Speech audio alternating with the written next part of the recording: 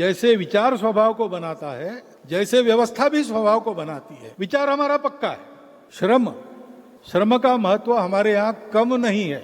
हम धर्म की बात करते हैं, पूजा वाला धर्म नहीं, रिलीजन नहीं, समाज को जोड़ने वाला, उन्नत करने वाला, सबको सदा सर्वदा सुख देने वाला और सबको उन्नत करने वाला धर्म। तो उसके 4 पैर कहे जाते हैं, उसमें एक है तपस्या यानी परिश्रम।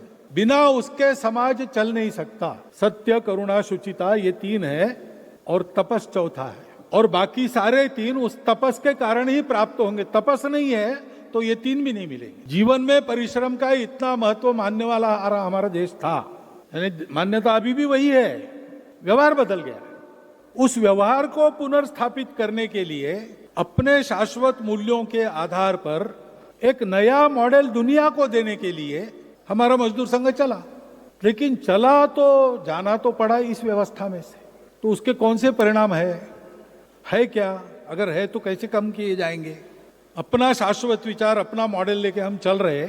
हमारा शाश्वत विचार शाश्वत है, उसके आधार पर जो मॉडल्स उस समय बने थे प्राचीन समय में, आज का समय बदल गया है, तो हो सकता है कि हमको एक युगानुकूल नया मॉडल देना पड़े और देना पड़ेगा हमारे शाश्वत विचार के आधार पर। और दुनिया भी कुछ अपने अपने विचार के आधार पर चली है, उनके भी अनुभव है, उसमें से भी कुछ सत्य प्राप्त हो सकता है। ये सब जोड़कर एक युगानुकूल विचार देने के लिए हम यहाँ हैं।